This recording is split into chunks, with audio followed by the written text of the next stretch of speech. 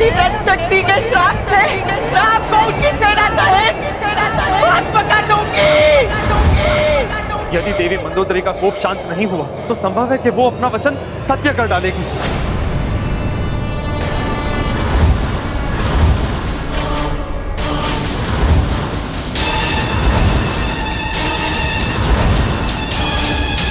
उस वनवासी और वानर के विरुद्ध पुत्री मंदोदरी के मन में मैंने जो विष घोला वो युक्ति सफल रही।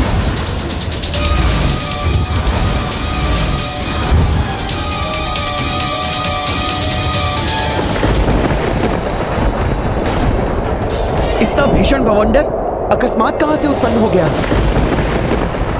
जैसे कोई महाशक्ति अपना क्रोध व्यक्त कर रही हो।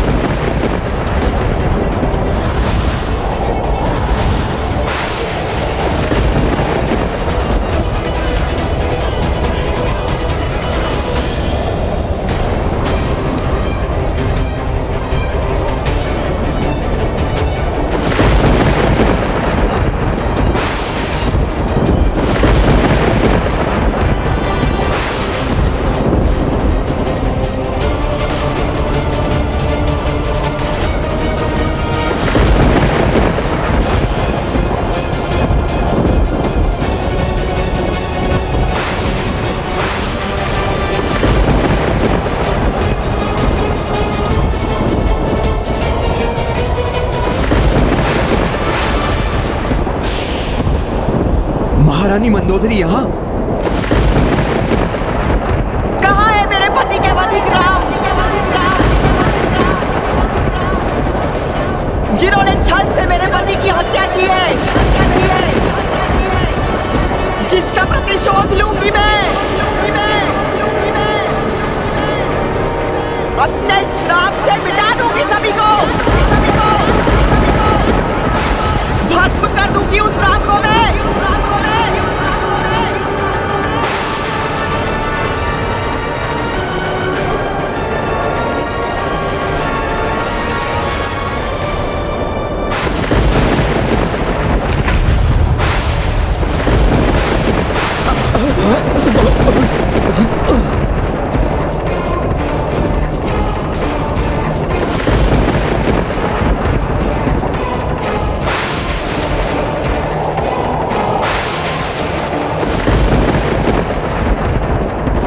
अब मेरी पुत्री रावण के वध का प्रतिशोध अवश्य लेगी।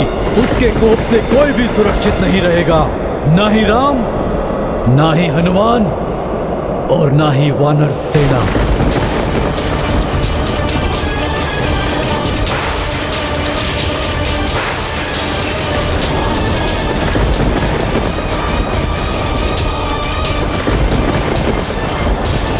हनुमान, महारानी मंदोदरी के कोप को शांत करना अत्यंत आवश्यक है, अन्यथा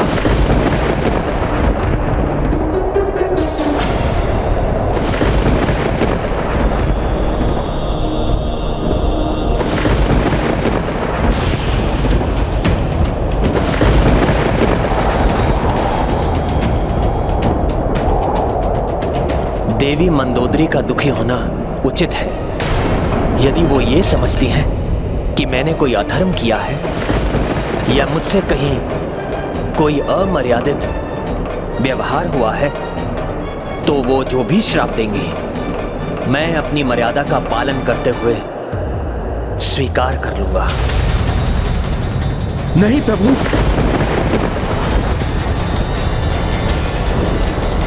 यदि प्रभु ऐसा करेंगे तो नहीं नहीं, ऐसा नहीं होना चाहिए।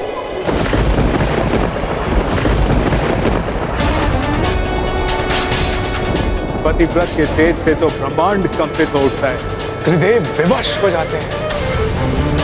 फिर श्री राम कैसे उस तेज के समक्ष ठहर पाएंगे? प्रभु तो कठोरतम शाप भी स्वीकार कर लेंगे, किंतु धर्म की रक्षा करने के लिए प्रभु को दंड यह अनुचित है। प्रभु का कोई अनिष्ट हो उसके पूर्व ही मुझे महारानी मंदोदरी के कोप को शांत करने के लिए कुछ करना होगा। हाँ, कुछ करना होगा मुझे।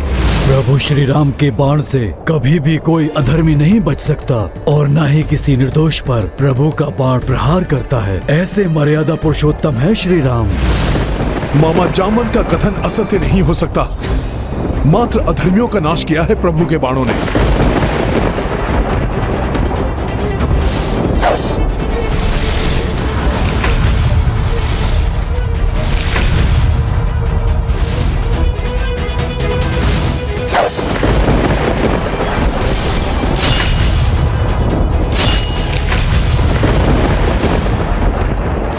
प्रभु के बाण कभी किसी निर्दोष का अहित नहीं करते।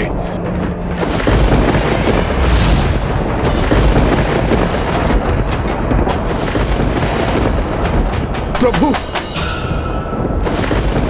प्रभु, युद्ध तो रावण के विरुद्ध मैंने भी लड़ा है। यदि उनकी दृष्टि में आप अपराधी हैं, तो मैं भी अपराधी हूं। प्रभु, आपको दिया हुआ शाप तो मेरे लिए भी होगा। मैं भी स्वीकार कर लूंगा उस शाप को। किंतु यदि इस युद्ध में धर्म की विजय हुई है और धर्म को ही दंडित किया जाए, तो क्या धर्म को अपना पक्ष स्पष्ट करने का अवसर नहीं मिलना चाहिए प्रभु?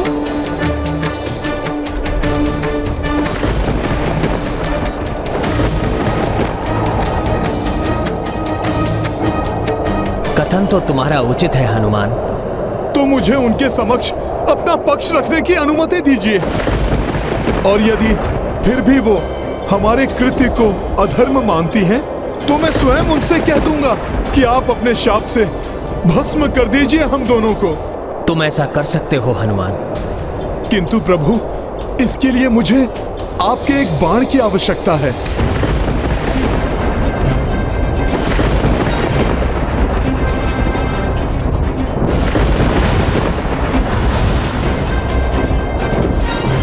युद्ध समाप्ति के पश्चात हनुमान को बाण की क्या आवश्यकता है? उचित है हनुमान, मैं तुम्हें बाण प्रदान करता हूं।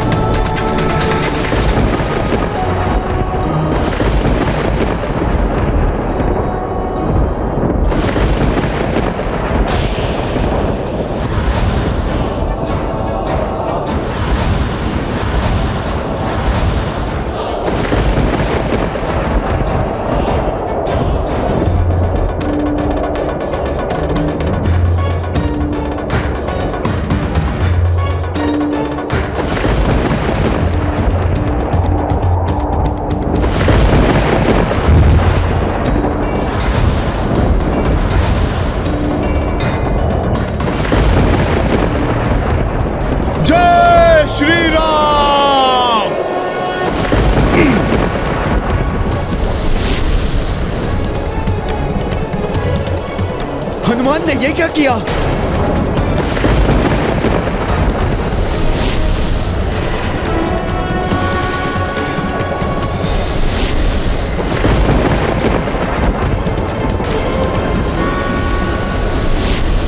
ये बाण तो महारानी मंदोदरी को आहत कर देगा।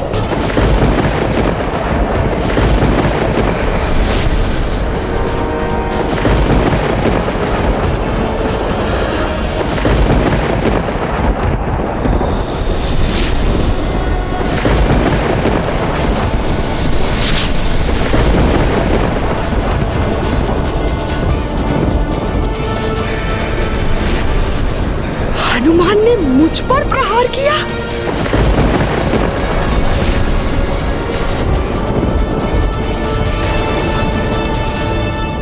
आश्चर्य है, हनुमान महारानी मंदोदरी पर ही वार कर बैठे। इस प्रकार तो महारानी मंदोदरी का कोप और भी अधिक बढ़ जाएगा।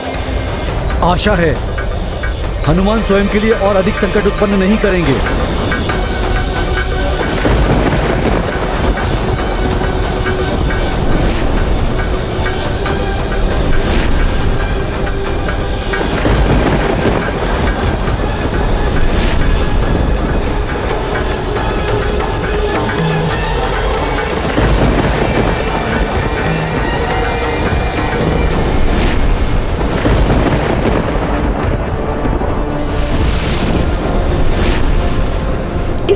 बाण का लक्ष्य तो मैं थी, फिर कैसे ये बाण अकस्मात ही दूसरी ओर मुड़ गया?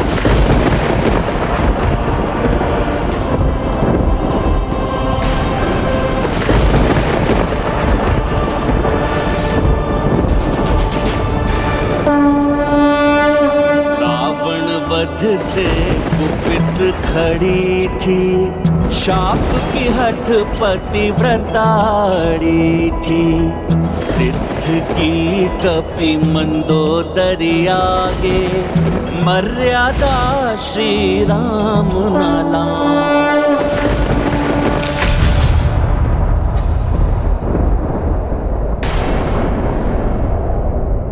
देवी, प्रभु श्री राम के बाण के भांति है प्रभु श्री राम का धर्म पालन। अड़िग है उनकी मर्यादा, और आप उन धर्म पालक मर्यादा पुरुषोत्तम प्रभु श्री राम को शाप देने जा रही थी।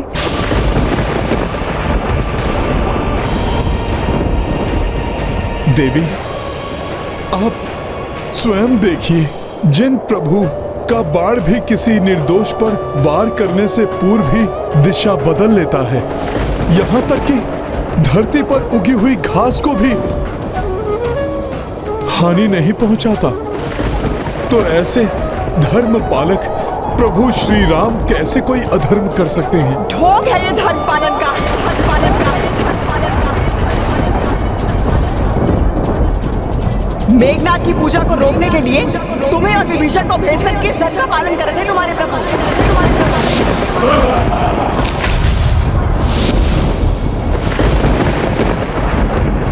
लंकेश का मृत्यु बाण चुराने के लिए तुम्हें भेजना क्या अधर्म नहीं था? लंकेश की नाभि पर वार करना धर्म संगत था क्या?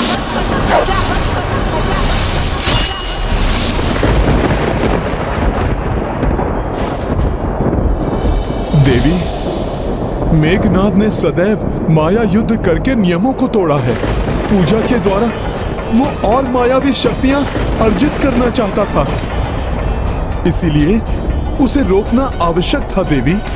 और मृत्यु बाण को तो लंकेश ने अधर्म पूर्वक यमराज से छीना था, उसे नियत स्थान से विस्थापित करके सृष्टि का नियम भंग किया था। अतः उस बाण को उसके उचित स्थान पर पहुंचाना आवश्यक था। बस, बस, बस।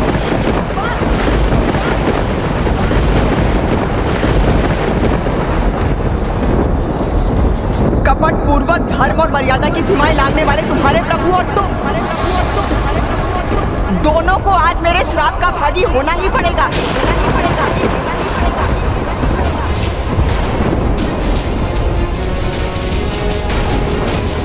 देवी, आपने सत्य कहा।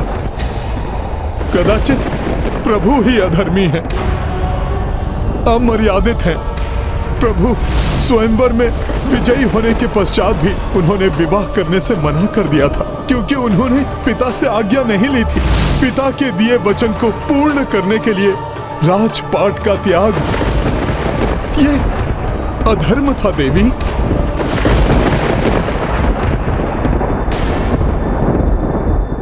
रजत पात्रों और राजसी भोग के स्थान पर मिट्टी के पात्रों एवं कंदमूल फल को अपनाया। माता के कहने पर सुख वैभव को छोड़कर वनवास स्वीकार करने वाला अधार्मिक ही होगा। अनुज भरत को अपनी पादुकाएं सौंपकर वर्षों वन के कंटकों पर नंगे पांव चले। चाहते तो लंकेश को परास्त करने वाले दानवी वृत्ति के बाली से सहायता प्राप्त कर सकते थे, किंतु उन्होंने महाराज सुग्रीव से सहायता ली। मित्र धर्म निभाते हुए उनकी पत्नी एवं राजपाट उन्हें वापस दिलवाया। देवी, मेरे प्रभु है ना अधर्मी? अपने शत्रु के भ्राता विभीषण पर बिना कोई संदेह किए उन्हें शरण प्रदान की। यही नहीं, लंका पर चढ़ाई करने से पूर्व ही उन्होंने विभीषण जी का राज्य अभिषेक करके उन्हें लंका सौंपने का वचन दे दिया,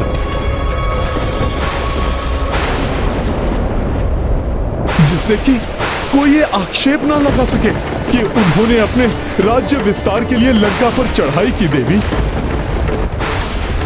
बार बार अधर्म किए हैं प्रभु ने, है ना देवी?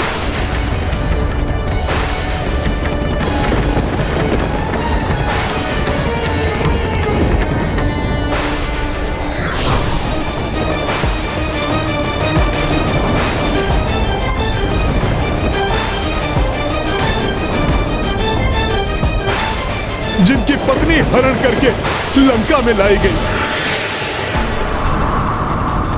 लंकेश के आदेश पर 11 माह तक उन्हें भूखा प्यासा रखा गया, राक्षसियों द्वारा प्रताड़ित किया गया। देवी,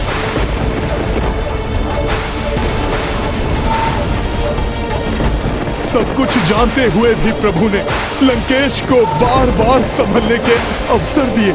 पहले मुझे भेजा, फिर अंगद को, यहाँ तक कि अंतिम युद्ध से पूर्व भी प्रभु ने लंकेश को संदेश भिजवाया कि माता सीता को ससम्मान लौटा दें, जिससे कि युद्ध की विभीषिका से लंका अनाथ न हो जाए। क्या ये भी अधर्म था देवी?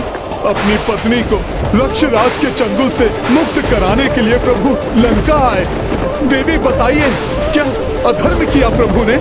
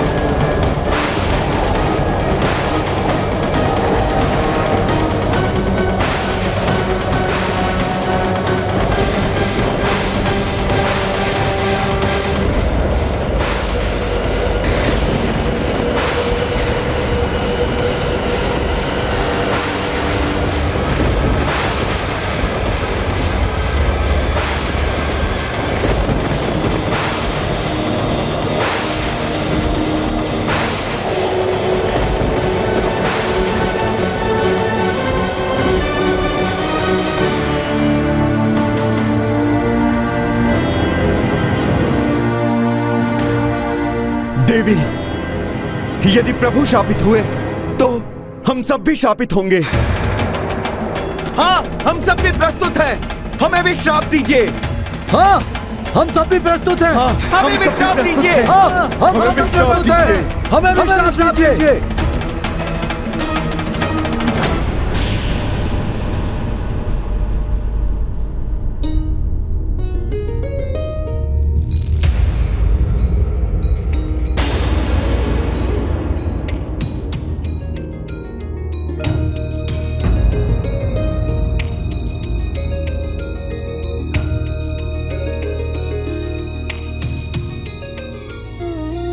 एक पर स्त्री की परछाई के भी स्पर्श से दूर हट जाने वाले, कभी किसी पराई स्त्री की ओर दृष्टि तक ना उठाने वाले, बताइए देवी, प्रभु श्री राम अधर्मी हैं,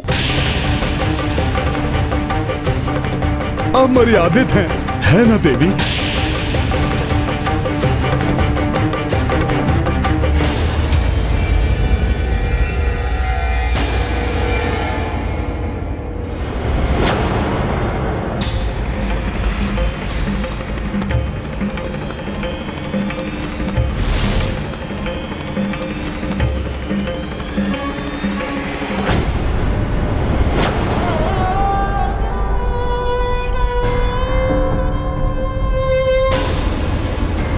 ये तो पर स्त्री की परछाई तक से दूर रहते, जबकि मेरे स्वामी पर स्त्री का हरण करके ले आए। मेरे पतिव्रत धर्म का भी कोई मूल्य नहीं रहा उनकी दृष्टि में। क्या ऐसे श्रेष्ठतम धर्म का पालन करने वाले प्रभु श्री राम को आप अधर्मी समझती हैं, जो उन्हें आप शाप देना चाहती हैं?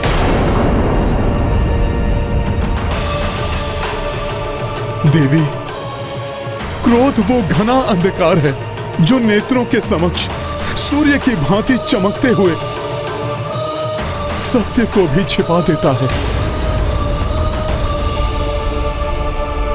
देवी, यदि आपको शाप देना है तो दोषी को शाप दीजिए।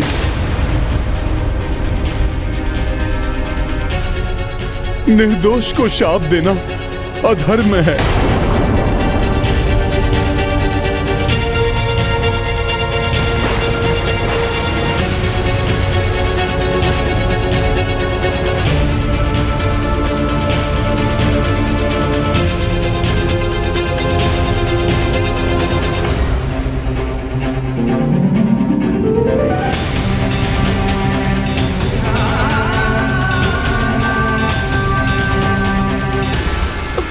चाहते हो हनुमान?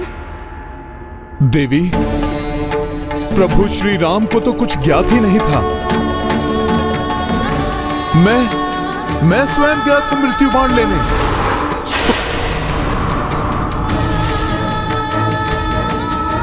उनके तुणीर में मैंने ही बाण रखा था देवी।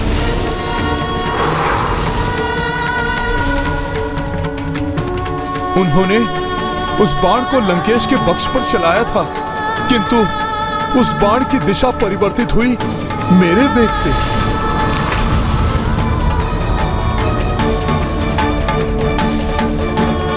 देवी, दोषी मैं हूं, मुझे दीजिए आप शाप।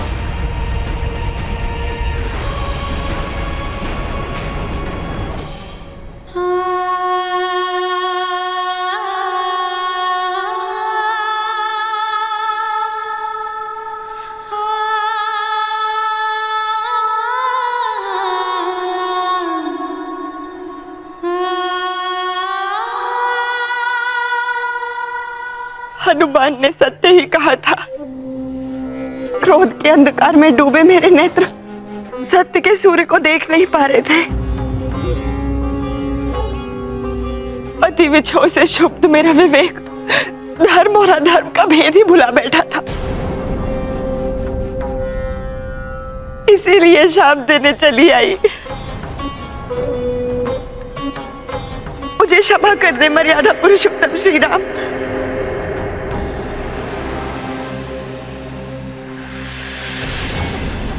कर्मों का फल तो सबको भोगना ही होता है।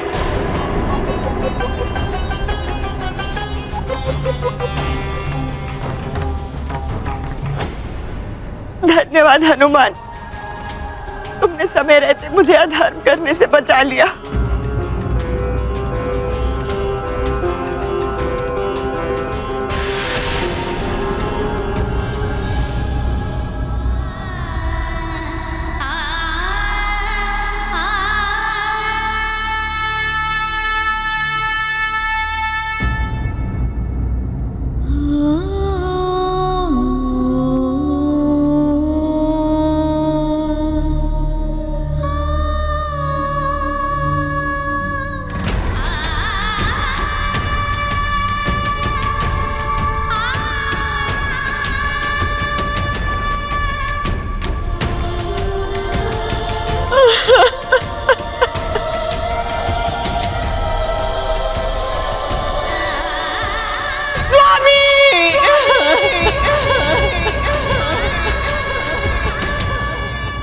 भले ही मंदोदरी ने इन्हें क्षमा कर दिया हो, लेकिन मैं इन्हें क्षमा नहीं करूंगा।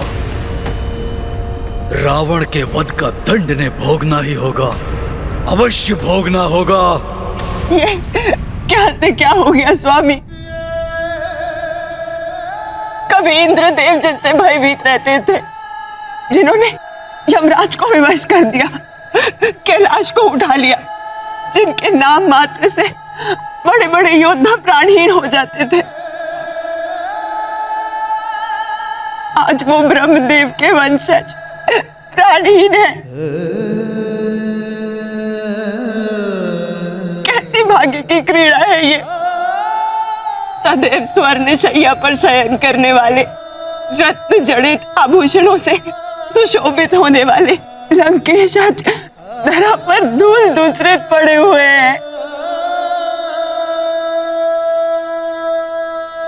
मैं अभागा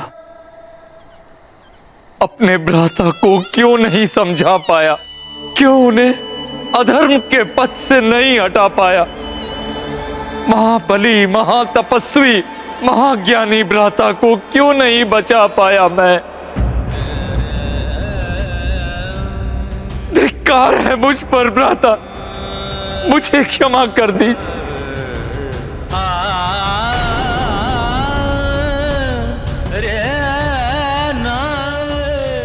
आप दोनों ही नहीं, सारा संसार लंकेश रावण के शौर्य एवं विद्वत्ता से परिचित था। उनका शौर्य तो युगों तक जीवित रहता है। रावण जैसे पराक्रमी के लिए इस प्रकार शोक व्यक्त करके आप इनकी महानता को क्षीण कर रहे हैं। रावण जैसे शूर वीरों की मृत्यु पर विलाप करना पवित्र धर्म शास्त्रों के अनुसार भी वर्जित है। विभीषण जी, देवी मंदोदरी, आप दोनों के लिए यह दुख हृदय विदारक है, किंतु अब इस शोक से उबरकर इन महायोद्धा की अंत्यक्रिया के लिए क्या उचित व्यवस्था करना है, उस पर विचार कीजिए। जिस दृढ़ इच्छा शक्ति से भ्राता रावण शत्रु पर घात करते थे, उतनी ही पवित्रता के साथ वो धार्मिक अनुष्ठानों एवं विधि विधान का अनुसरण भी करते थे। अतः प्रभु, मुझे अनुमति दीजिए कि मैं अपने भ्राता के पार्थिव देह का अंतिम संस्कार पूर्ण विधि विधान के साथ कर सकूं। शत्रुता मात्र तब तक रहती है जब तक शत्रु जीवित रहता है। एक महायोद्धा, महान रक्त सम्राट की अंत्येष्टि पूर्ण सम्मान एवं विधि विधान के साथ आपके द्वारा ही संपन्न की जाएगी विभीषण जी।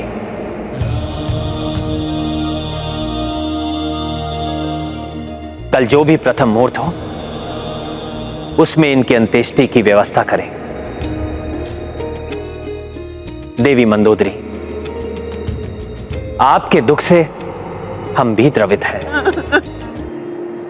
किंतु अब आपके स्वामी की इस लंका को पुनः गौरवशाली बनाने का दायित्व आपको ही निभाना है। धर्म का पालन करने वाली लंका बनाना है इसे आपको।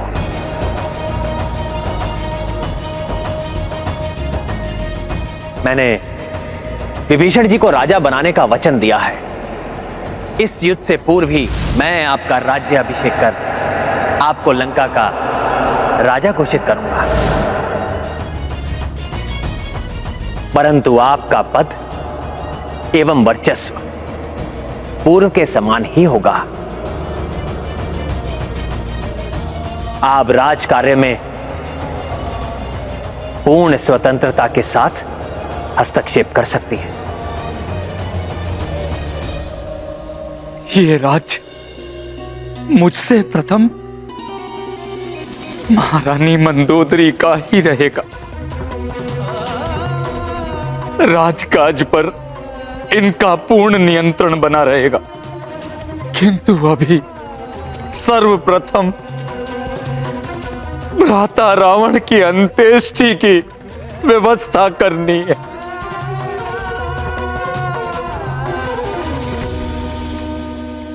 मुझे विश्वास है प्रभु, कल रावण की अंत्येष्टि के तत्काल पश्चात आप सर्वप्रथम माता सीता को बुलावे का संदेश भेजेंगे।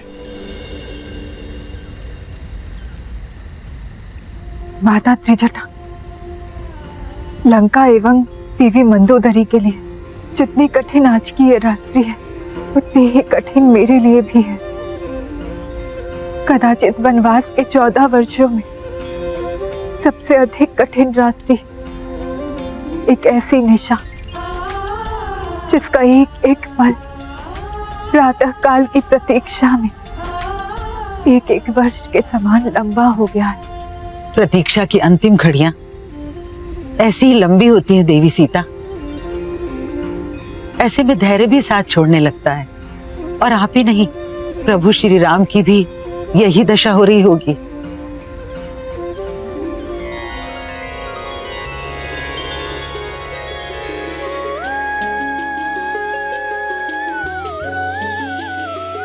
सीता, मेरी प्राण वल्लभ है, मैं जानता हूं ये तुम्हारी ही पवित्र आभा है।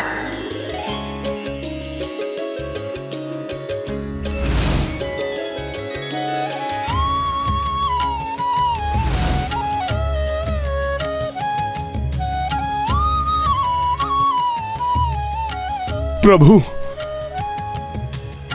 वहां माता भी इसी प्रकार आपकी प्रतीक्षा में व्याकुल हो रही होंगी। पूरी वानर सेना उस क्षण की प्रतीक्षा में है प्रभु, जिस क्षण आप दोनों का मिलन होगा। मुझे विश्वास है प्रभु, कल रावण के अंत्येष्टि के तत्काल पश्चात आप सर्वप्रथम माता सीता को बुलावे का संदेश भेजेंगे। आशा है वो मिलन की शुभ बेला शीघ्र आएगी। हनुमान, दुर्भाग्यवश अभी वो समय नहीं आया है।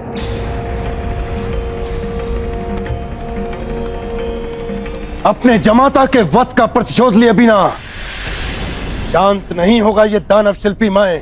जागृत करूंगा मैं मेरे जमाता रावण के भ्राता शतानन को। महाशक्तिशाली 100 शीशधारी रावण को। राम और हनुमान सहित पूरी वानर सेना को समाप्त करने का जो कार्य इंद्रजीत मेघनाथ नहीं कर पाया, महाशक्तिशाली रावण नहीं कर पाया, मंदोदरी नहीं कर पाई, वो कार्य करेगा रावण से भी महान योद्धा, अजय, महाशक्तिशाली शतानन रावण।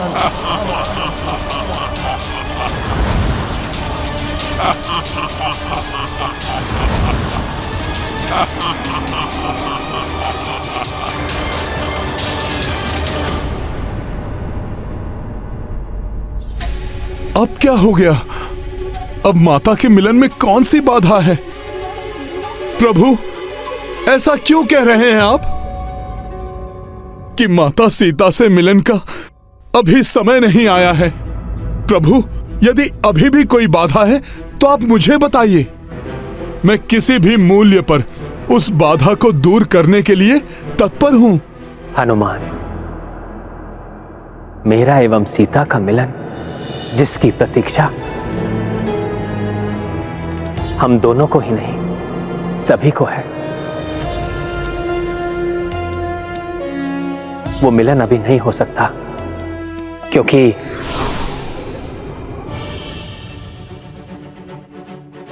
ये सत्य है कि सीता के राम अपनी प्राण वल्लभा से मिलने को आतुर है, किंतु ये भी स्मरण रखो कि तुम भावी अयोध्या नरेश राजा बनोगे तुम, और एक राजा को अपनी निजी भावनाओं को नहीं, अपनी मर्यादाओं को प्राथमिकता देनी चाहिए।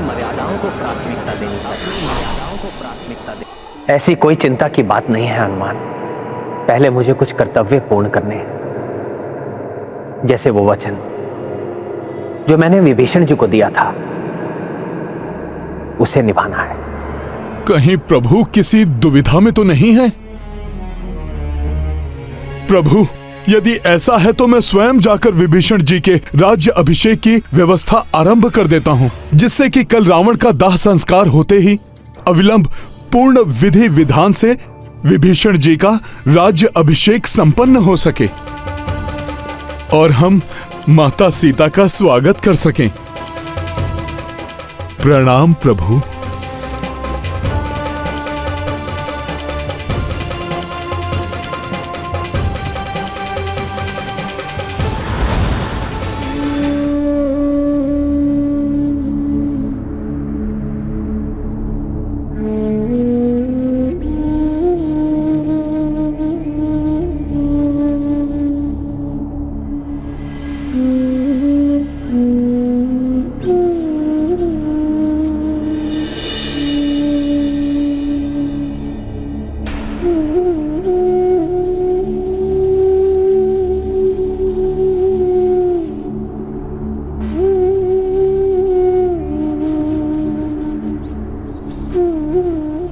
महाराज विभीषण जी, अग्नि दीजिए।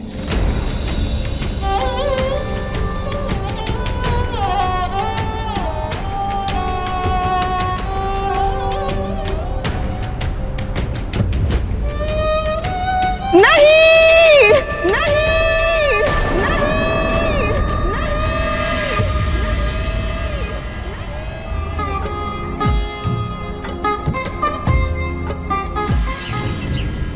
ये घड़ियां अब इतनी लंबी क्यों होती जा रही है और कितनी प्रतीक्षा कराएंगे मेरे स्वामी।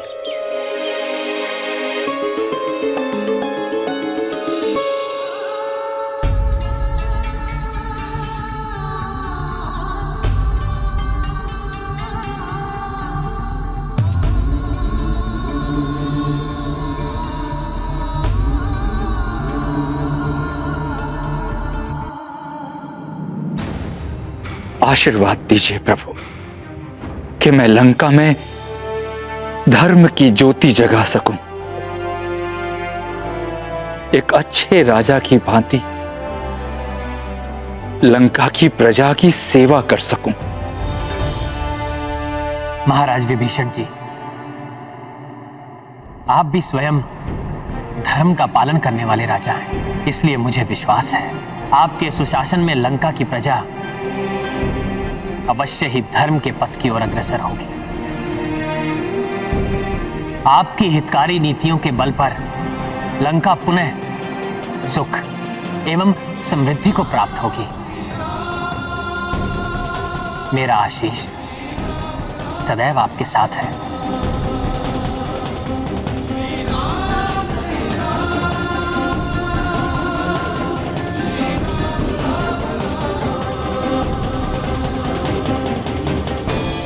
आपकी अनुकंपा के लिए आपको कोटि कोटि नमन प्रभु।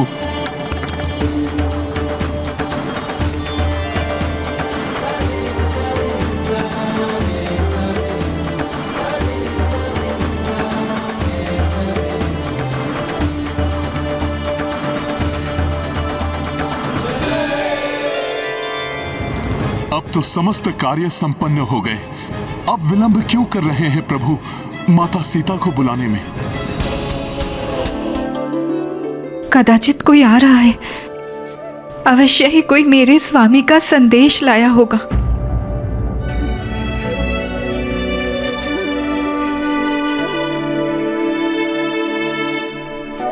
ये तो अनला है, महाराज विभीषण की पुत्री।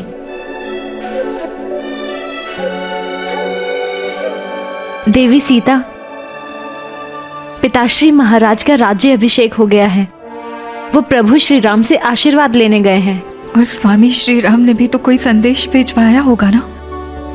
प्रभु श्री राम ने तो कोई संदेश नहीं भिजवाया। प्रभु, विरह के क्षण बहुत पीड़ादायक होते हैं। मैंने देखी है माता सीता की दशा। प्रभु, और प्रतीक्षा मत कराइए उन्हें। अब तो माता सीता से आपका मिलन हो ही जाना चाहिए। हनुमान, तुम ही सीता को ढूंढने लंका आए थे, अब तुम ही मेरा संदेश देवी सीता तक पहुंचाओ। हाँ प्रभु, हाँ अवश्य प्रभु।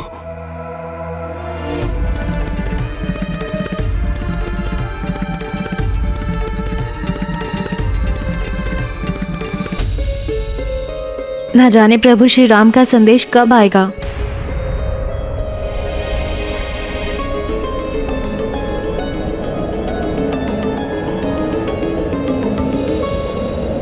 आएगा नहीं, आ गया मेरे प्रभु श्री राम का संदेश। ये तीव्र वायु के झोंके संकेत है पवन पुत्र के आने का, मेरे पुत्र प्रिय हनुमान के आने का।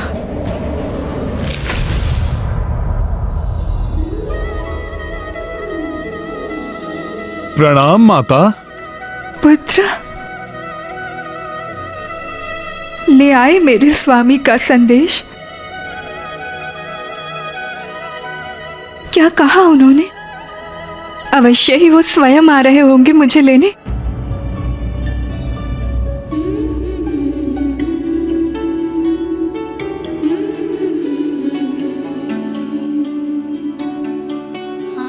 अरे हाँ, वो स्वयं कैसे आ सकते हैं?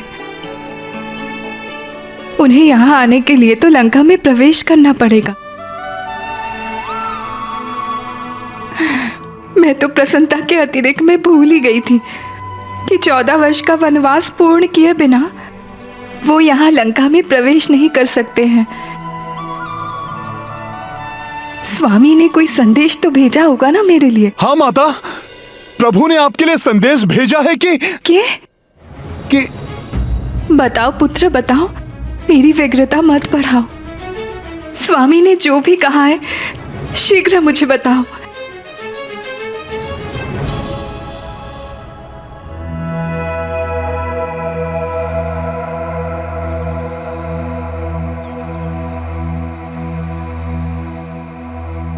प्रभु ने कहा है कि उन्होंने रावण का वध कर दिया। अब विभीषण जी लंका के राजा हैं, अतः अब आप पूर्णतया स्वतंत्र हैं माता।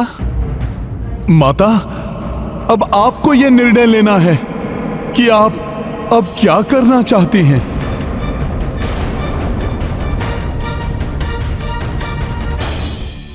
मेरा निर्णय? मैं तो यहाँ रहकर भी उनसे कभी दूर नहीं थी, मात्र देह पृथक थी, परंतु हृदय में तो प्रभु श्री राम ही बसे हुए थे। हृदय से तो कभी पृथक नहीं हुए हम दोनों। ये सत्य तो मेरे स्वामी भी जानते हैं। फिर भी उन्होंने ऐसा संदेश क्यों भेजा? क्यों मेरे निर्णय के बारे में पूछा? ज्ञात है तुम्हें पुत्र? माता, यही तो मैं भी प्रभु से पूछना चाहता था, किंतु संकोच वश मैं उनसे पूछ न सका। माता, अब आप ही बताइए, उन्होंने ऐसा संदेश क्यों भेजा? वो इसलिए पुत्र, क्योंकि मेरे प्रभु श्री राम मात्र मेरे पति परमेश्वर ही नहीं है, वो तो अयोध्या के भावी राजा भी है। राजा को प्रत्येक कार्य अपने मर्यादा में रहकर ही करना होता है। पुत्र, मैं उनकी अर्धांगिनी हूं, उनकी मर्यादा में भी उतनी ही सहभागी हूं। इसलिए मैं स्वयं अपनी इच्छा से उनके पास लौट जाऊं, इसी में राजा श्री राम की मर्यादा एवं प्रतिष्ठा है। सत्य वचन माता। माता, तो मैं जाकर प्रभु को क्या उत्तर दूं? उनसे कहना पुत्र कि उनकी सीता की प्रसन्नता इसी में है कि वो शीघ्रातिशीघ्र उनके पास लौट आए। अपने स्वामी से मिलने के लिए मैं अत्यंत व्याकुल हूँ। उचित है माता, मैं शीघ्र ही जाकर आपके लिए नवीन वस्त्र, आभूषण एवं पाल की आदि की व्यवस्था करता हूँ माता। नहीं पुत्र, नवीन कुछ नहीं। मैं उसी रूप में मेरे स्वामी के समक्ष जाना चाहती हूँ,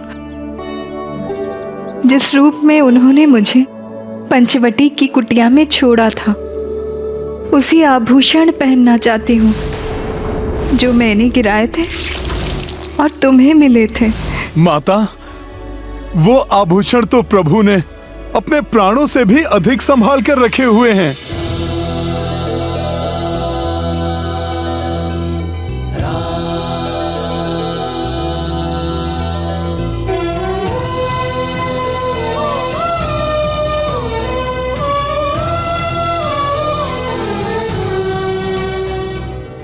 देखा हनुमान,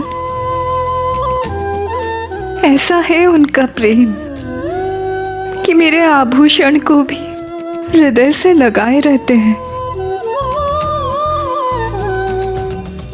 मेरे लिए समुद्र लांघ कर लंका आए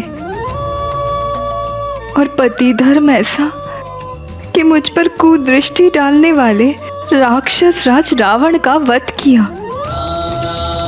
और राज मर्यादा भी देखो, मेरा निर्णय जानने के लिए तुम्हें संदेश देकर भेजा। हाँ माता। अद्वितीय है तुम्हारे प्रभु मेरे श्री राम। हाँ माता, मैं भी बहुत सौभाग्यशाली हूं जो उन्होंने आपको संदेश देने के लिए मुझे चुना।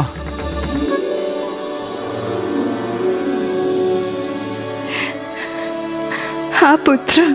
माता, मैं शीघ्र ही आपका संदेश उन तक पहुंचा दूंगा।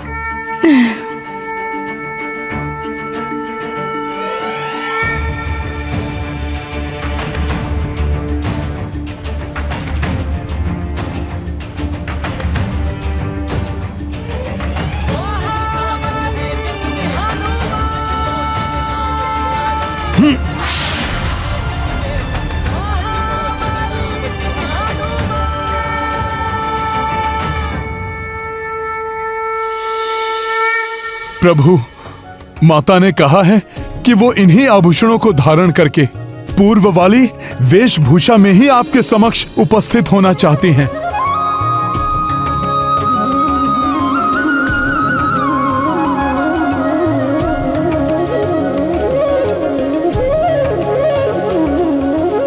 उन्होंने कुछ और भी तो कहा होगा हनुमान। हाँ प्रभु, माता ने कहा है कि उनकी अर्धांगिनी सीता, जिसने एक एक क्षण उनके प्रतीक्षा करते हुए व्यतीत की, वो आज अपने स्वामी के दर्शनों के लिए आतुर है, उनसे मिलने के लिए व्याकुल है। यही है मेरा निर्णय।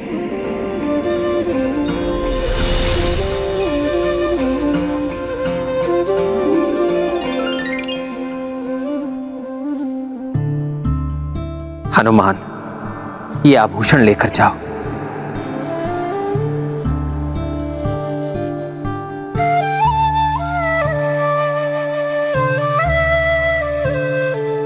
और दे दो सीता को।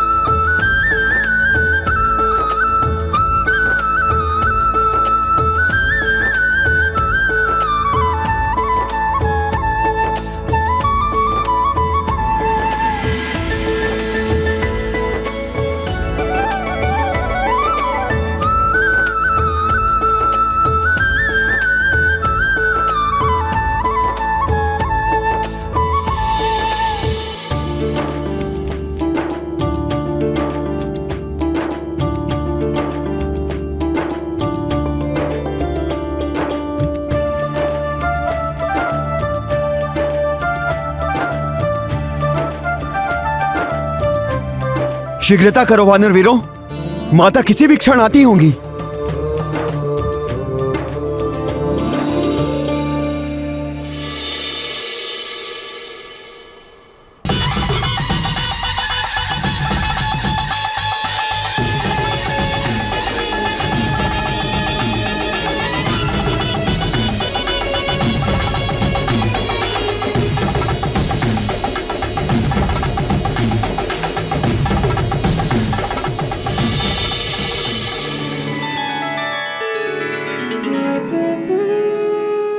प्रणाम माता।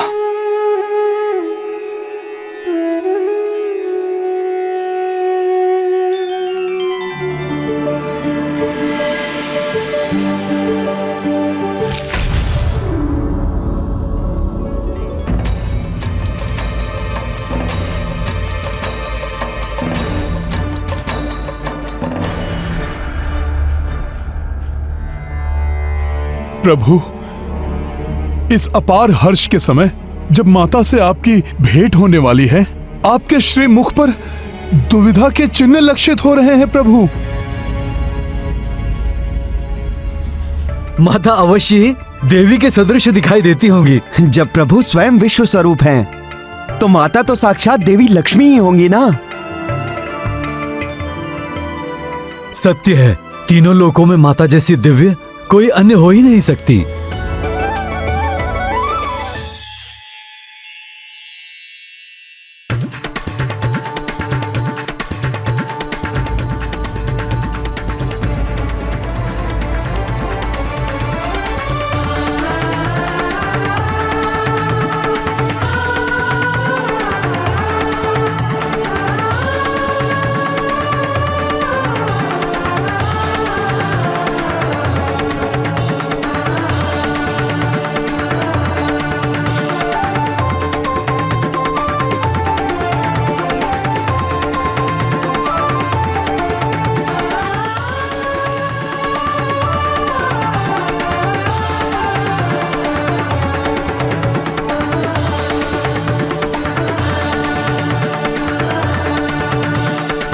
माता देवी के सदृश नहीं, स्वयं साक्षात देवी हैं।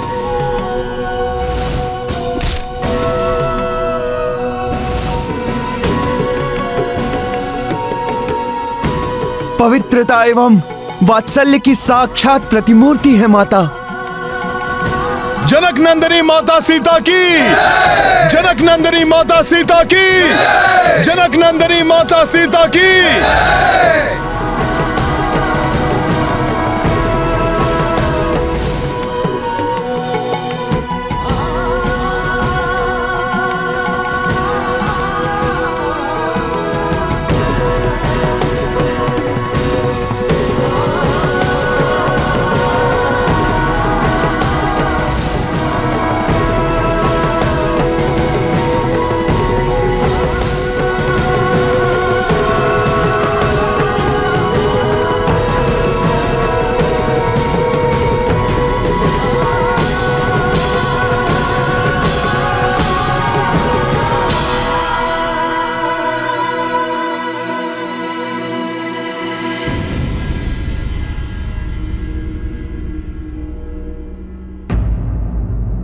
ये क्या, सबकी दृष्टि इस ओर है, किंतु स्वामी तो इस ओर देख ही नहीं रहे हैं।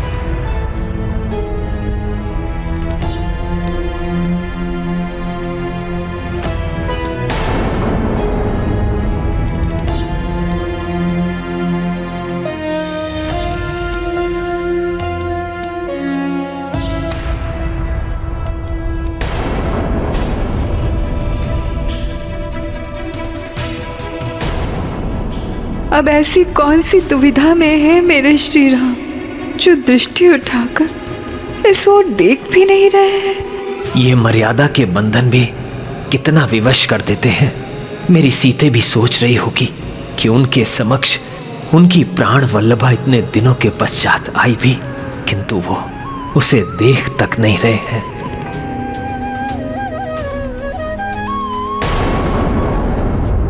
अब भी दुविधा में है प्रभु। ये मिलन जैसा प्रतीत ही नहीं हो रहा है।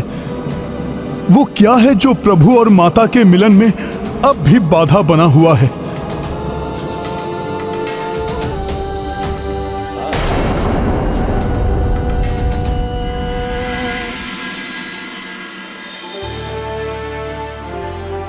प्रणाम प्रभु।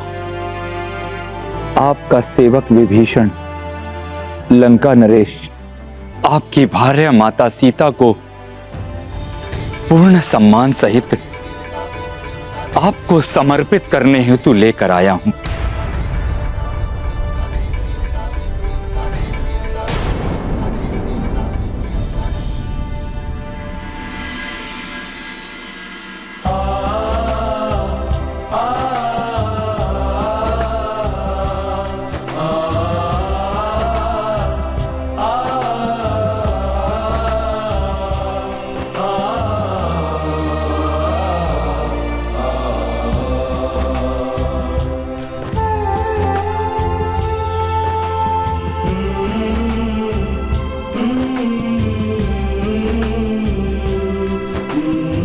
प्रणाम माता।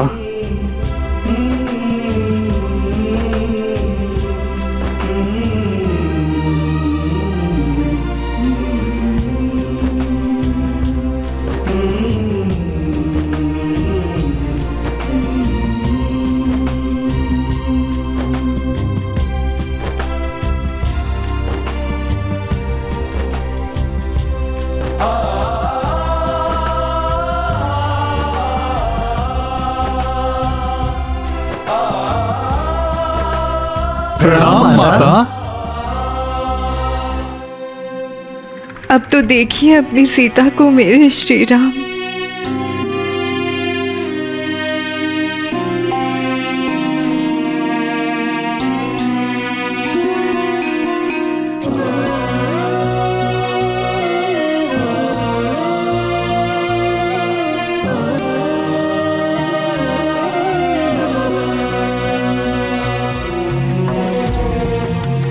प्रणाम स्वामी।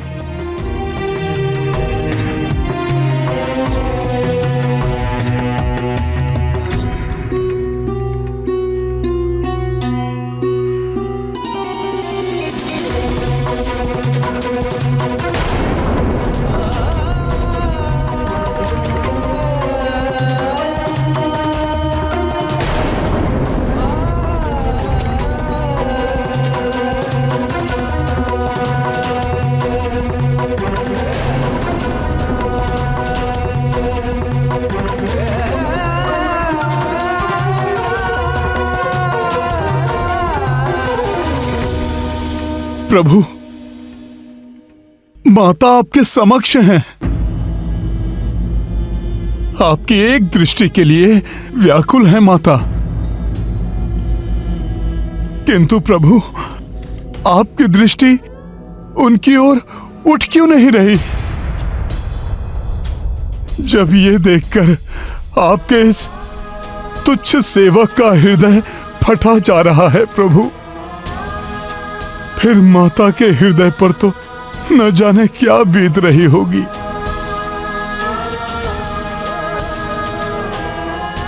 प्रभु, आप मुझे बताइए, कौन सी दुविधा है? बताइए ना प्रभु।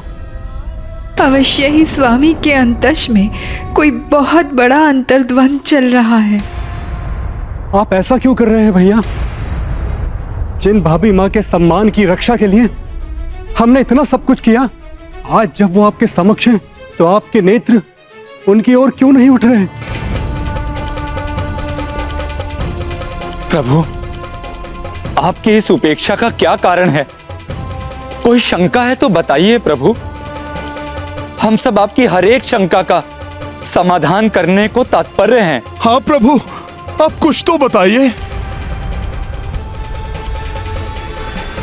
हनुमान पुत्र, मैंने तुमसे कहा था ना कि मेरे स्वामी मर्यादा पुरुषोत्तम श्री राम अयोध्या के भावी नरेश हैं। अतः उनकी राज मर्यादा ही उनकी दुविधा बनी हुई है। मेरे स्वामी ने अपने पुरुषार्थ से राक्षस राज रावण का वध करके मुझे यहाँ से मुक्त करा के स्वयं को आदर्श पति सिद्ध किया। मेरे हरण के कारण संसार में इनका जो अपमान हुआ था, मेरी रक्षा ना कर पाने का जो कलंक मेरे स्वामी पर लग सकता था, राक्षस राज रावण का वध करके स्वामी ने उसे मिटा दिया। किंतु अब एक राजा की मर्यादा ही उन्हें मेरी ओर देखने से, मुझे अपनाने से रोक रही है। मैं इतने समय राक्षस राज रावण के बंधन में रही हूं, किंतु मेरे स्वामी श्री राम भी ये जानते हैं, इतने समय उनसे दूर रहकर भी मैं पूर्ण पवित्र हूं। मां गंगा की भांति निर्मल हूं मैं, किंतु अयोध्या नरेश श्री राम ये कभी नहीं चाहेंगे कि भविष्य में कभी भी कोई उनकी पत्नी के चरित्र पर संदेह करे। यही दुविधा है मेरे श्री राम के मन में। है ना प्रभु?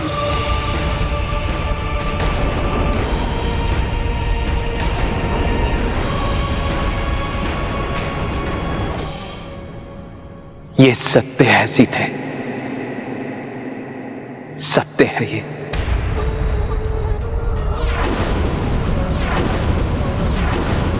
आप मर्यादा एवं कर्तव्य में बंधे हुए राम की दुविधा समझ रही हैं, परंतु दुर्भाग्य यह है कि संसार साक्ष्यों को ही सत्य मानता है, तभी मर्यादा स्थापित होती है।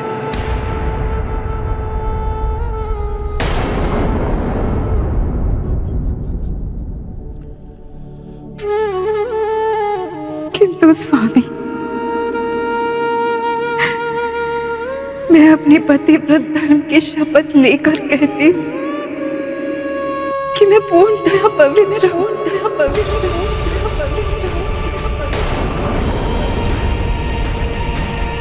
प्रभु, माता ने पवित्रता की शपथ ली है। प्रभु, आप भी इस सत्य से अवगत हैं कि माता पूर्णतया पवित्र हैं। प्रभु, अब तो आप ये दुविधा त्यागिए। प्रभु, जिनके विछोह में आप हर क्षण विरहकुल रहे, जिनको ढूंढने के लिए कोसों दूर आप नग्न पैर वन वन भटके,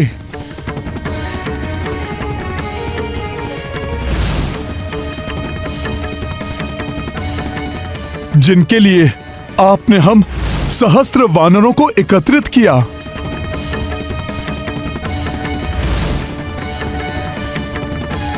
समुद्र पर सेतु बांधा,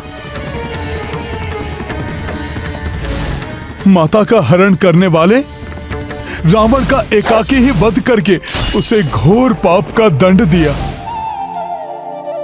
प्रभु, आज वही आपकी प्रिया आपके समक्ष हैं, फिर क्यों इनकी ऐसी उपेक्षा? प्रभु, प्रभु, आपकी वो कोमल भावनाएं कठोर कैसे हो गई? प्रभु, एक राजा की मर्यादा भावनाओं पर नहीं, निष्पक्षता एवं साक्ष्यों की स्पष्टता पर टिकी हुई होती है। हनुमान, सीता पत्नी है मेरी, आतुर हूं मैं अपनी पत्नी को अपनाने के लिए, इनके हर कष्ट मिटाकर हर सुख से इनका आंचल भरने के लिए।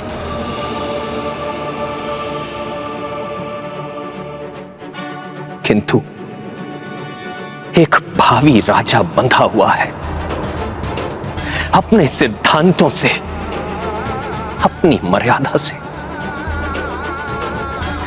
बंधा हुआ है।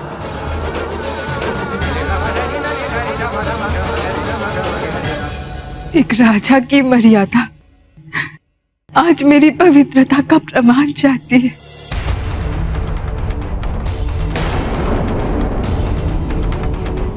उचित है, मैं जनक नंदिनी सीता आज प्रमाण दूंगी अपनी पवित्रता का। कैसे देंगी माता प्रमाण? कौन सिद्ध करेगा माता की पवित्रता? शास्त्रों में कहा गया है कि अग्नि से अधिक पवित्र कुछ नहीं होता। अग्नि हर मलिनता को भस्म कर देती है। मैं भी अग्नि में प्रवेश करके अपनी पवित्रता का प्रमाण दूंगी।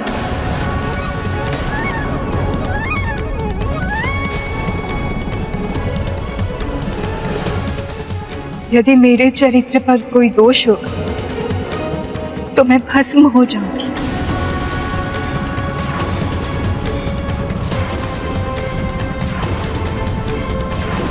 और यदि मेरा चरित्र निर्मल हो तो मैं जीवित है अग्नि से बाहर निकल आऊंगी।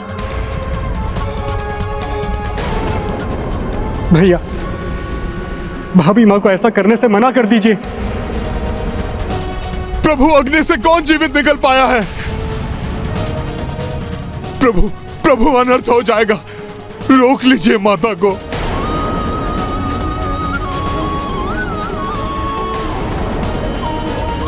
मैं तो स्वयं नहीं चाहता कि मेरी सीता को किसी भी प्रकार का कोई कष्ट हो, किंतु मैं एक भावी राजा की मर्यादाओं से भी बंधा हुआ हूं।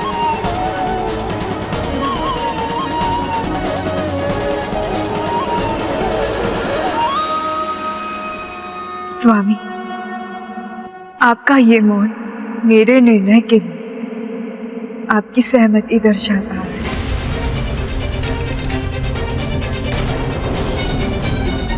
लक्ष्मण भाई, मेरी इस अग्नि परीक्षा के लिए चिता सज्जित करो।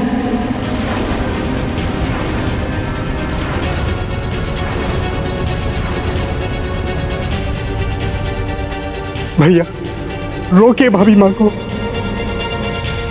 लक्ष्मण, अपनी भाभी माँ की आज्ञा का पालन करो।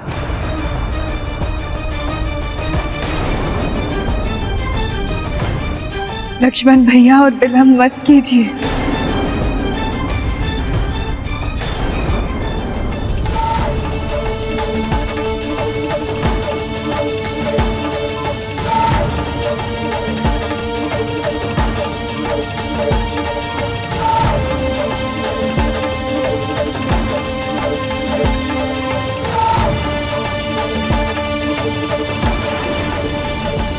भैया और भाभी माँ के प्रत्येक आदेश का अक्षरशः पालन करने वाले इस अनुज के लिए उनकी इस आज्ञा को मानना किसी कष्ट परीक्षा से कम नहीं। मुझे क्षमा कर दो प्रिय। आज मर्यादा मुझसे मेरे प्रेम की परीक्षा ले रही है। जानती हूँ मैं स्वामी, मेरी अग्नि परीक्षा मुझ तक कहीं अधिक आपकी परीक्षा ले रही है। मैंने तो अभी अग्नि में प्रवेश भी नहीं किया, परंतु आपके अंदर की अग्नि आपको पहले से ही तपा रही है। रावण के साथ बाहरी युद्ध की समाप्ति के बाद सबके हृदय के भीतर उमड़ती हुई भावनाओं का ये कैसा युद्ध प्रारंभ हो गया है प्रभु, जिसमें विजय प्राप्त करने के लिए सभी को अत्यंत कठिन परीक्षा देनी होगी।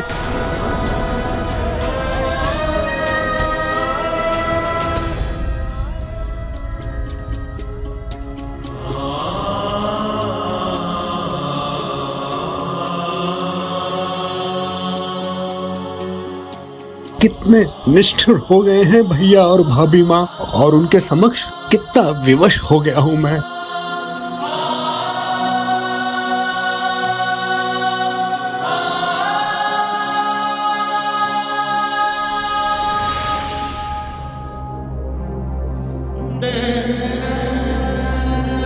ये कैसी लीला है? मर्यादा पुरुषोत्तम को ऐसी अपार पीड़ा भुगतने के लिए बाध्य क्यों होना पड़ रहा है?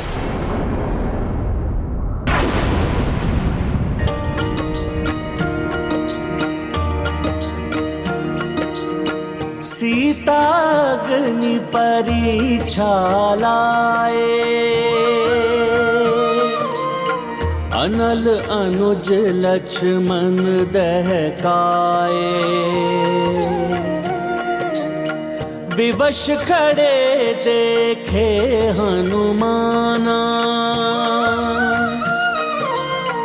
मर्यादा रघुनाथ की जाना। सिया राम जय हनुमान।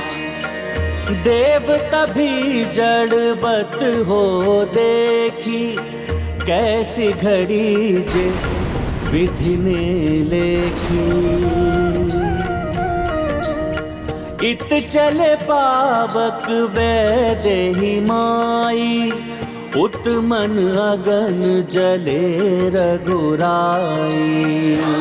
सिया राम जय हनुमान।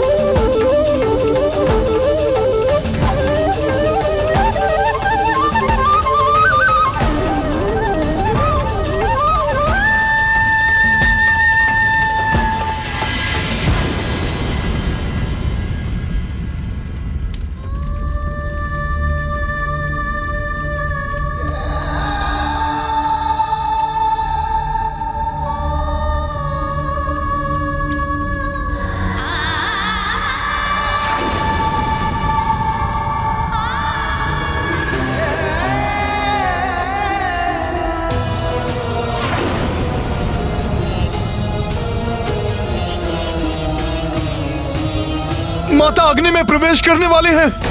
प्रभु आप तो रोक लीजिए उन्हें, प्रभु रोक लीजिए माता को।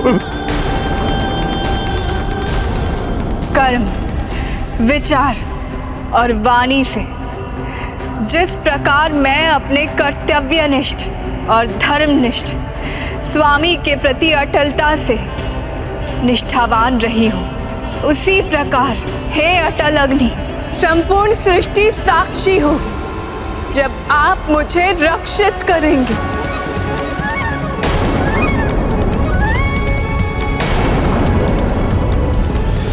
माता!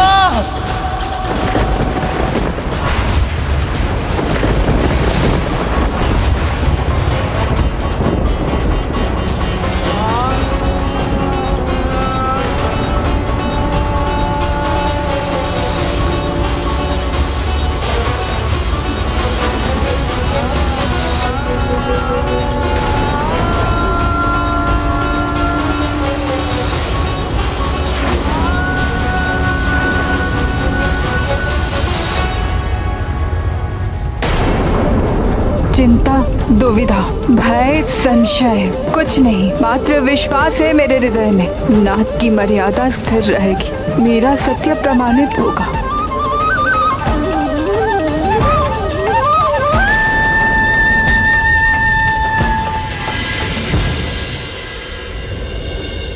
ये प्रचंड अग्नि तो लील रही है माता को। प्रभु आप कुछ करते क्यों नहीं? प्रभु उन्हें रोकते क्यों नहीं? आप उन्हें बाहर क्यों नहीं निकालते? प्रभु निकाल लीजिए माता को।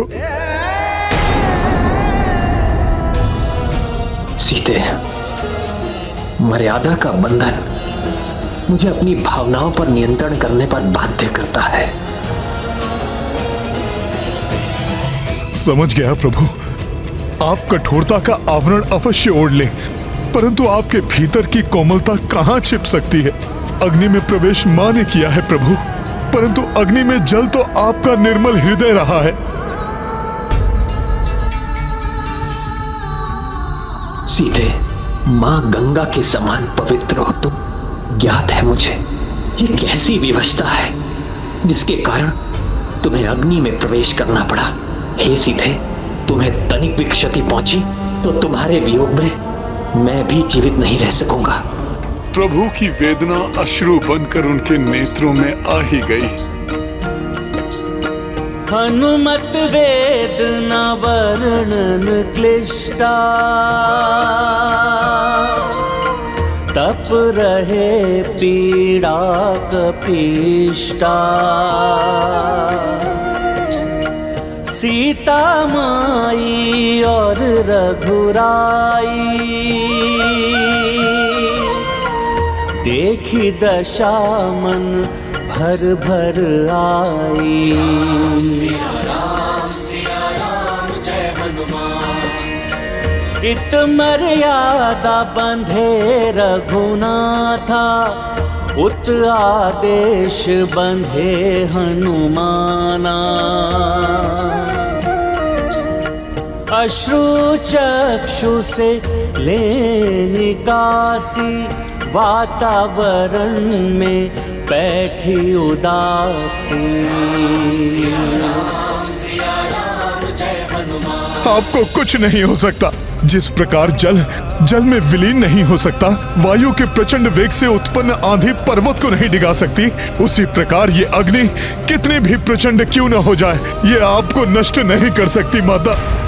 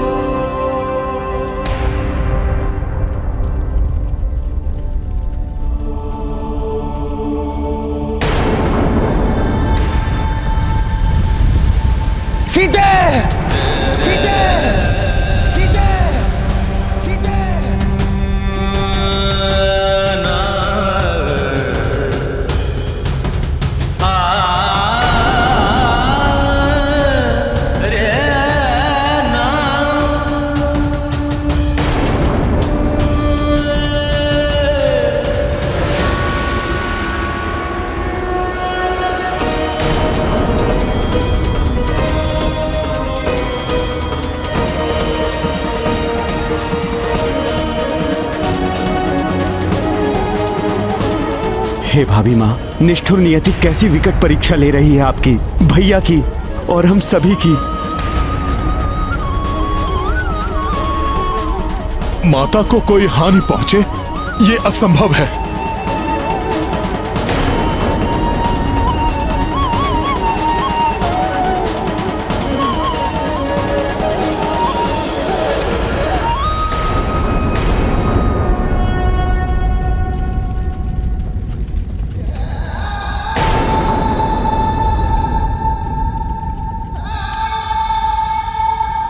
सीते, तुम धन्य हो। ऐसा प्रेम, ऐसा समर्पण और किसमें हो सकता है?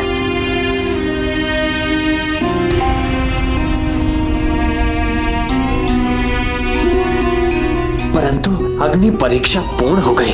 अब तो इस अग्नि से बाहर आ जाओ सीते।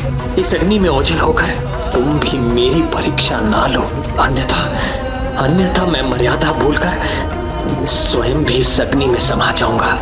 सीते, लौट आओ मेरे पास, लौट आओ।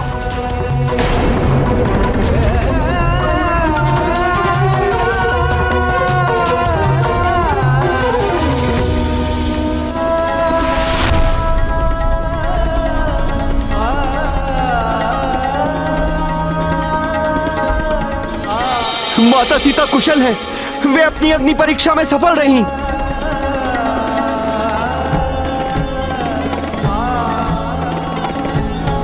माता जानकी की जय, प्रभु श्री राम की जय, माता जानकी की जय।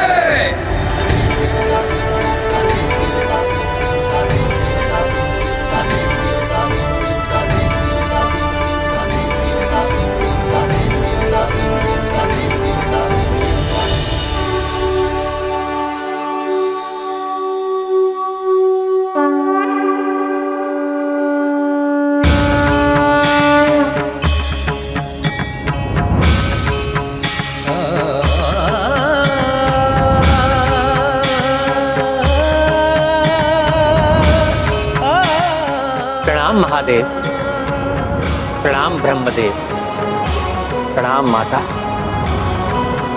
प्रणाम देवगण।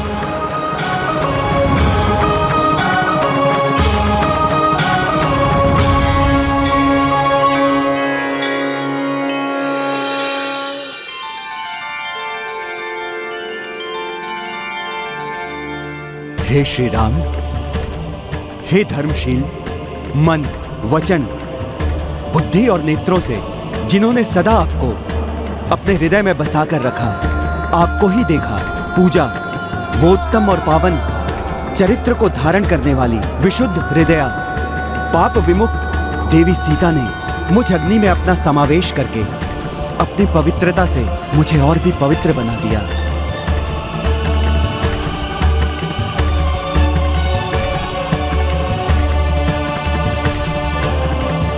मैं इनकी पवित्रता का साक्षी हूं प्रभु। इन्हें निसंदेह पुनः स्वीकार कीजिए प्रभु।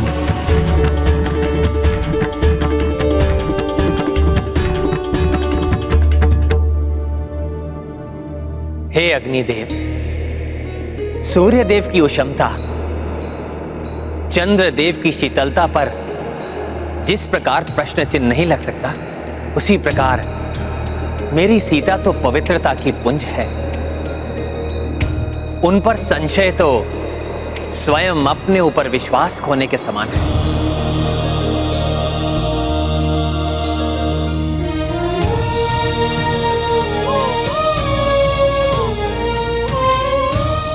मैं दशरथ पुत्र राम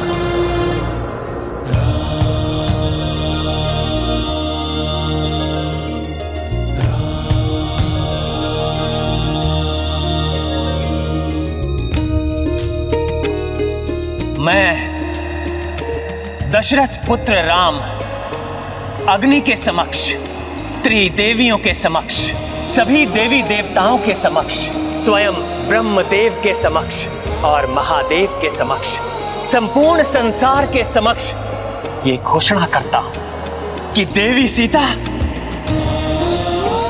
सर्वथा पवित्र है। तीनों लोकों में मिथिलेश नंदिनी जानकी के पवित्र की महिमा अतुलनीय है और मैं इन्हें पत्नी रूप में पुनः स्वीकार करना अपना सौभाग्य मानता हूं।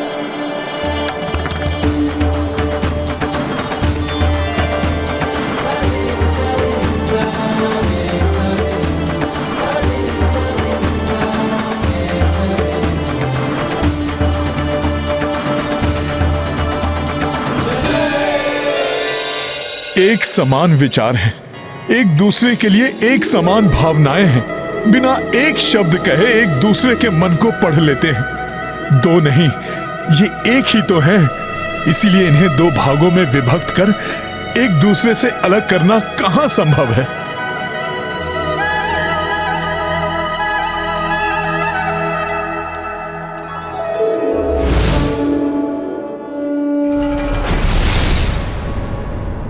शीघ्र पहुंचूंगा मैं मेरे जमाता रावण के भ्राता शतानन रावण के समक्ष। जागृत करूंगा उसे मैं। वही है जो राम सेना की प्रसन्नता को शोक में परिवर्तित कर सकता है, अंत कर सकता है उस सेना का। माता जानकी की, माता जानकी की, प्रभु श्री राम की, प्रभु श्री राम की, प्रभु श्री राम की।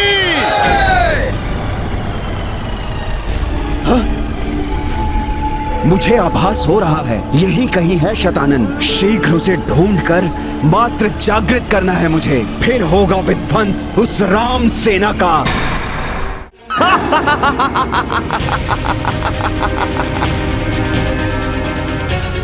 शतानन रावण, दर्शन दीजिए, दर्शन देकर कृतार्थ कीजिए महाराज। दर्शन दीजिए शतानन रावण।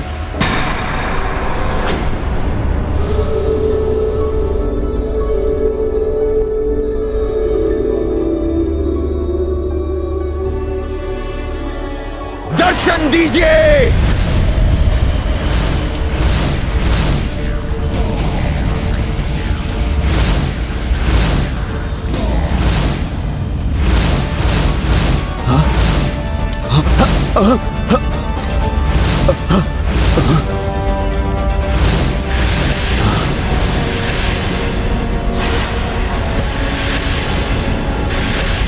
स्वयं राक्षस हूं मैं, परंतु ऐसे भयंकर राक्षसी शीश मैंने आज तक नहीं देखे। अवश्य ही उस चलायमान पुष्कल द्वीप पर स्थित राजभवन ही शतानन का निवास है, परंतु इस द्वीप पर स्थित ये राजभवन तो अत्यंत भयंकर है। प्रतीत होता है जैसे मायावी अग्नि प्रज्वलित है वहां। मैं भयभीत होकर कदापि नहीं रुकूंगा, अवश्य जाऊंगा मैं वहां, जगाऊंगा शतानन को।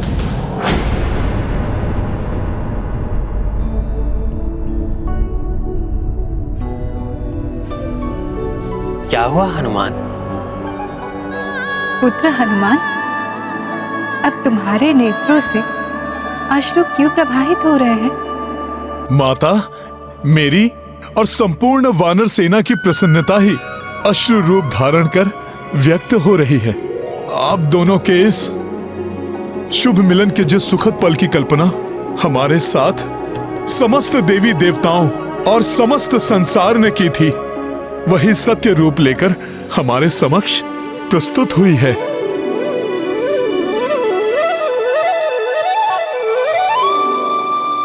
जिससे अपरिमित प्रसन्नता की अनुभूति से हम भाव विभल हो रहे हैं।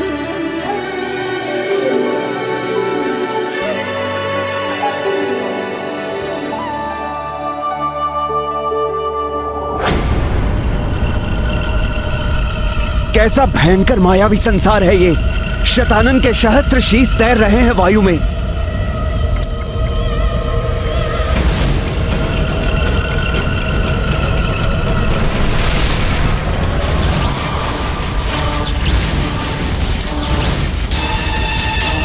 तंद्रा तोड़िए शतानन, आपके जागृत होने का समय आ गया है शतानन। जागिए शतानन रावण, जागिए।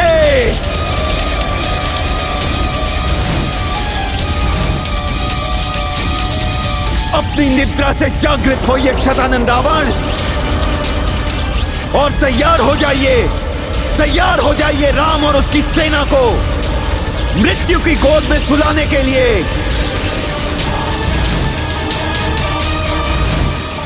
धर्म की स्थापना के लिए कठिन परीक्षाओं का सामना करना पड़ता है।